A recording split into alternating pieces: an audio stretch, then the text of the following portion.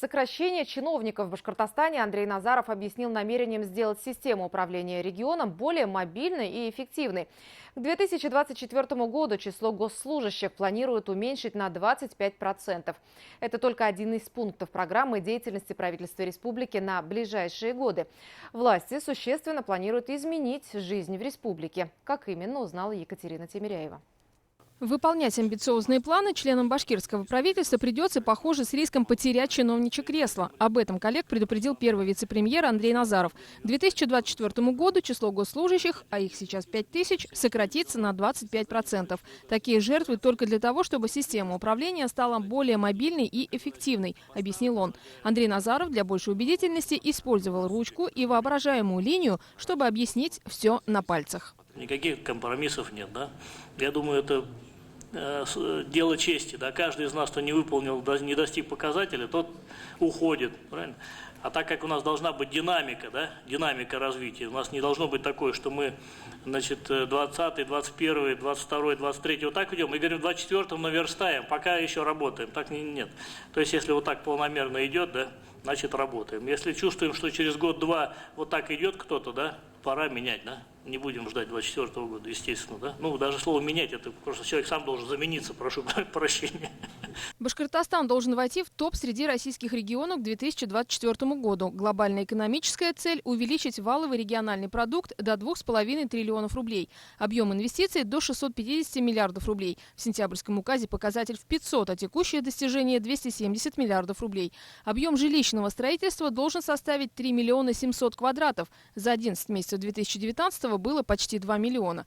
Количество предпринимателей должно вырасти с текущих 120 до 170 тысяч субъектов, а среднемесячная зарплата с 33 до почти 50,5 тысяч. Если в целом по Российской Федерации за 5 лет прирост экономики в реальном выражении закладывается на уровне 15%, то по республике мы ставим перед собой ориентир выйти за границу в 30%. Для обеспечения качественного роста экономики региона в рамках проектной инициативы формирования архитектуры новой экономики предусматривается пересмотреть подходы по организации объектов инновационной инфраструктуры в соответствии с мировыми трендами. Сразу по нескольким показателям ожидается прорыв и в ВПК. План Башкортостана – стать вторым регионом в стране по выпуску товарного молока, подняться по производству мяса с 10-го на 8-е место, войти в первую десятку по производству зерна. В отрасли молочного скотоводства до 2024 года будет упор сделан на индустриализацию. Наша задача довести объемы товарного молока до 1 200 000 тонн за счет реализации инвестиционных проектов по строительству 21-й молочно-товарной фермы индустриального типа и приобретения высокопродуктивного племенного скота. Почему два региона, Краснодар и Татарстан, перед нами? Потому что они 10 лет назад как раз начали переход на индустриальное молочное скотоводство. А у нас был переходящий период от колхозной системы, более-менее нормально на сегодняшний день, и уже вот с 2019 года мы переходим на индустриальный тип развития. В полной зависимости от развития экономики социальная сфера. Реальные зарплаты будут расти ежегодно в пределах 3%, считают в правительстве.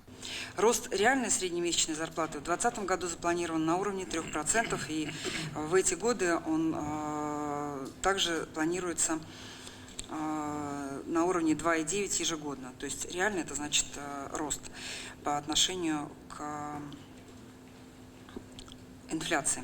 Утвердив план деятельности, правительство приступит к уточнению паспортов 22 региональных проектов. Но в основе каждого будут задачи, которые поставлены сентябрьским указом Радия Хабирова и поручениями Владимира Путина.